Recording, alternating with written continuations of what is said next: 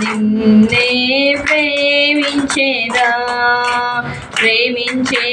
యేసు రాజా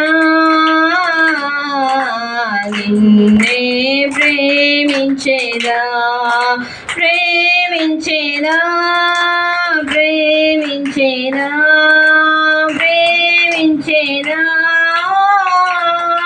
నా ప్రాణమున్నంత వరకు నే మట్టిలో చేరే వరకు నా ప్రాణమున్నంత వరకు నే మట్టిలో చేరే వరకు ప్రార్థించేదా యేసు రాజా నిన్నే ప్రార్థించేదా యేసు రాజా నిన్నే ప్రార్థించేదా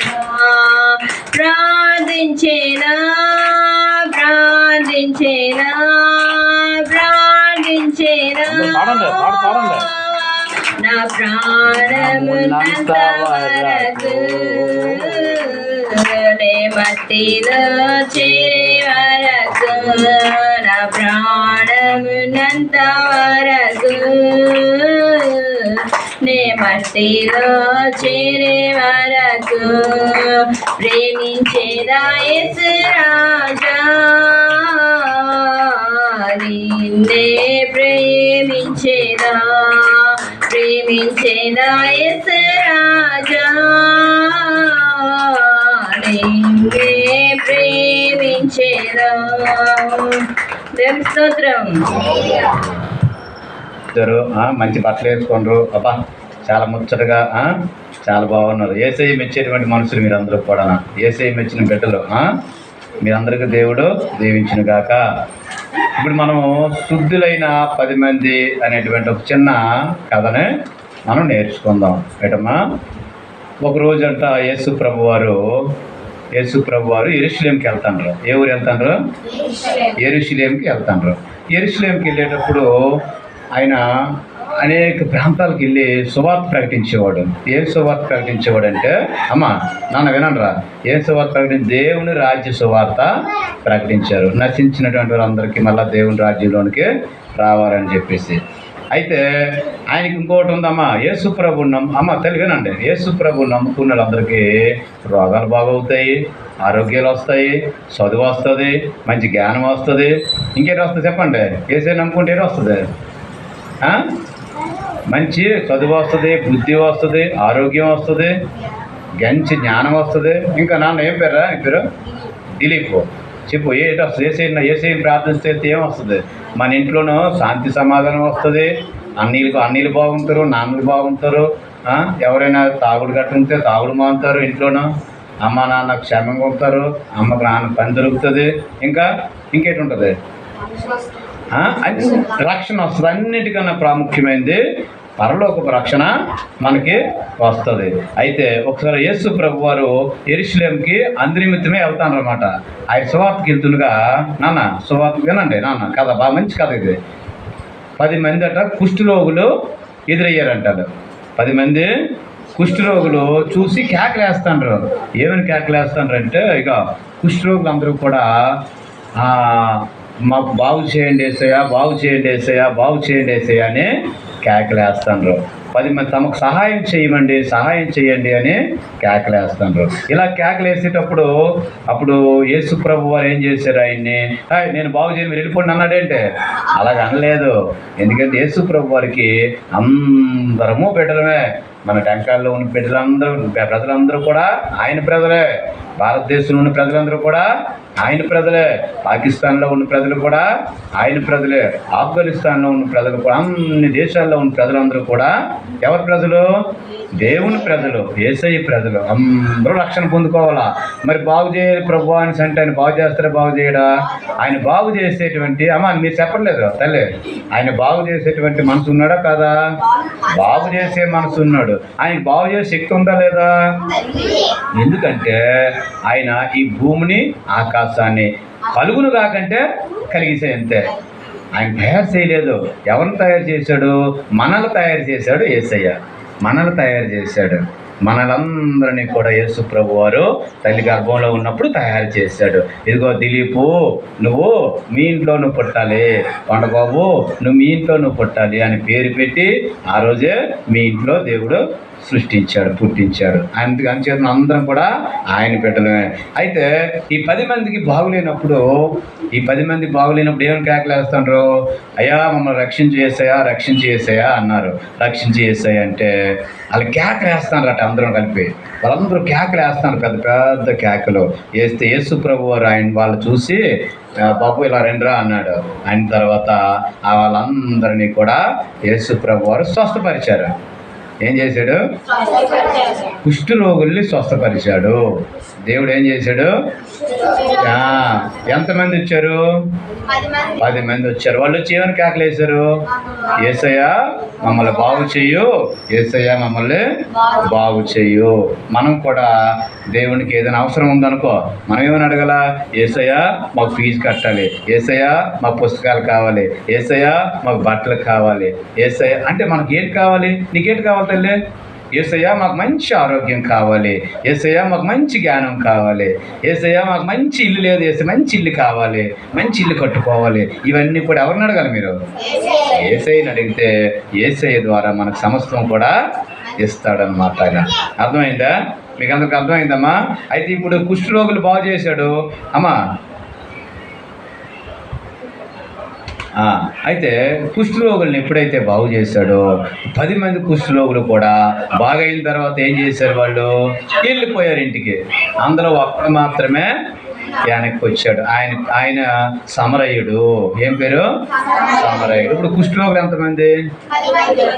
ఎవరు బాగు చేశారు? యేసయ్య బాగు చేశారు. యేసయ్యకి ఆ శక్తి ఉందా లేదా? యేసయ్య దేవుడికి ఆ సమస్తం కూడా శక్తి ఉంది. ఆ 10 మందిని బాగు చేసిన దేవుడు ఈరోజు మనల్ని కూడా బాగు చేయడానికే ఈ భూమి మీదకి వచ్చి అంచేతని మనల్ని అందరినీ బాగు చేయడానికి వచ్చాడు. అయితే మరి బాగు చేసే ముందు మనం ఎలా ఉండాలి? ఆయనకి నమ్మకంగా, సంతోషంగా, అబద్ధాలు ఆడుకుంటా, ఎవరి తల్లిదండ్రుల మాట చక్కగా వినాలి, తెల్లవారు లెగాలి. ఇగో మీరు తెల్లవారు ఎన్ని గంటలు లేచి ఆదివారం చెప్పండి? అందరూ కూడా తెల్లవారి 6 గంటలు లేచిపోవాలా. 6 గంటలు లేచి మన సండే స్కూల్ 7కే స్టార్ట్ చేసేయాలి. అక్కడ 6కు లేచిపోయి తాన్నాలు పానం చేసేసుకొని మంచి బట్టలు వేసుకొని, శుభ్రమైన బట్టలు వేసుకొని, చక్కగా పౌడర్ రాసుకొని, ఆడపిల్ల జల్లు వేసుకొని రెడీగా మీరు వచ్చేయాలన్నమాట. అది అర్థమైందమ్మా? అయితే ఎప్పుడైతే యేసు ప్రభు దగ్గరికి ఎవరు వచ్చారు? మళ్ళా ఒక్కడే పాపం వచ్చాడు, సమరయుడు. ఎవరు? సమరయుడు. ఆయన వచ్చిన తర్వాత ఎప్పుడైతే ఆయన వచ్చాడో అప్పుడు అడుగుతున్నాడు యేసు ప్రభు వారు, ఏరయ్యా 10 మంది మిగిలిన 9 మంది ఎక్కడంటే, ఏమనయ్యా అందరూ వెళ్ళిపోయారయ్యా అనేసి అంటాడు ఆయన. అంటే అర్థం ఏంటంటే ఇప్పుడు యేసు ప్రభు దగ్గరికి మనం అందరం వచ్చినప్పుడు యేసు ప్రభు కృతజ్ఞతగా మనం ఉండాలి. ఎందుకంటే దేవుడు మనకు మంచి ఆరోగ్యాన్ని ఇవ్వాలని, దేవుడు మంచి జ్ఞానం ఇవ్వాలని దేవుడు మనం ప్రార్థన చేసుకుంటే చాలు. అప్పుడు యేసు ప్రభు అన్నాడు, లేచి వెళ్ళు, నీ విశ్వాసం నిన్ను స్వస్థపరిచింది. యేసయ్య ఏమన్నాడు? నీ విశ్వాసము నిన్ను స్వస్థపరిచింది, నీ విశ్వాసమే నిన్ను. ఇప్పుడు మనకి విశ్వాసం అంటే అర్థం ఏంటి? నమ్మకం. దీపు ఏటమ్మా నాకు విశ్వాసం అంటే? ఇది దీపు కరెక్ట్ ఆన్సర్ చెప్తానట. నమ్మకం అంటే ఏంటి? యేసు ప్రభు మీద మనకు ఉన్నటువంటి నమ్మకం. ఆయన నమ్మితే మనకి ఎన్నో కార్యాలు చేస్తాడు. అర్థమైందమ్మా? ఏం చేస్తాడు? ఎన్నెన్నో అద్భుతాలు చేస్తాడు. మన ఇంట్లో చేస్తాడు, మన ఈదిలో చేస్తాడు. మన ఈది అందరి కొరకు మనం ప్రార్థన చేయాలి. ప్రభువా మా ఈదిని రక్షించి ప్రభువా, మా తల్లిదండ్రులు రక్షించి ప్రభువా, మా చుట్టుపక్కల రక్షించి ప్రభువా అందరినీ సండే స్కూల్కి తీసుకొని రా ప్రభువా, మా చిన్నపిల్లలందరినీ కూడా సిద్ధపరిచి ప్రభువా అని మనం ఆడజాలన్నమాట. రాయమ్మా వచ్చేయాలి, చాలా లేట్ అయినారా నాన్న, రా వచ్చి. అయితే నీ విశ్వాసము నిన్ను స్వస్థపరిచెను. మనకి ఈరోజు ఈ కథకి కంటతా వాక్యం ఏంటంటే, వినండి అమ్మా. ఆయన నాకు చెవి యొగ్గెను. చెప్పండి. కావున నా జీవిత కాలమంతయు నేను ఆయనకు మర్ర పెట్టుదును. చెప్పు, ఆయన నాకు చెవియొగ్గెను. చెప్పండి అందరూ. కావున నా జీవిత కాలమంతయు నేను ఆయనకు మర్ర పెట్టెదను. చెప్పండి అమ్మ ఈ వాక్యము. ఆయన నాకు చెవియొగ్గెను. చెప్పండి. చూడండి 15వ మాట 15వ పేజీలో ఉంటుంది. చూడండి 15వ పేజీలో ఆయన కంటత వాక్యం మీద ఉందమ్మా. చదవండి.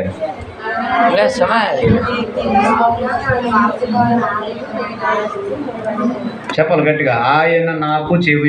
ఎవరు చెప్తారు ఇప్పుడు? చూడకుండా ఎవరు చెప్తారు వాక్యాన్ని? ఎవరు చెప్తారు అమ్మ? గ్రంథము 116. కూర్చో. నీ తాకి పేరండి. రండి లోనికి వచ్చింది. మళ్ళీ బయట ఉండకుండా ఎవరున్నా చెప్పండి. ఎవరు చెప్తారు వాక్యం? ఎవరు అమ్మ? వచ్చినా ఉన్నాయి అక్కడ అన్న తలిపేసారా బయటనే? చాలా మన బయటని తలిపేసాం. లోనికి వెళ్ళరా ఒకసారి తలిపేసి బయట తలిపేసి వెళ్ళు. సరే ఇక్కడికి వచ్చినప్పుడు నీళ్ళు తాగుతారు మీరు అందరూ. ఇంటికాడ ఏం చేస్తారు? రాజు ఆఫీసర్ పెట్టుతుంది. అయితే చెప్పండి ఎవరు చెప్తారు ఈ వాక్యము? చూసి ఎవరు చదువుతారో చూసి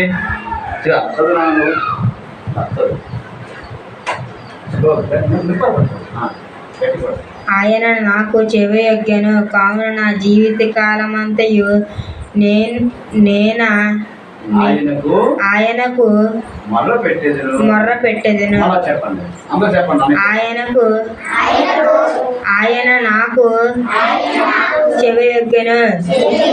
కావున నా జీవిత కాలమంతయు నేను ఆయనకు మొర్ర పెట్టెదను.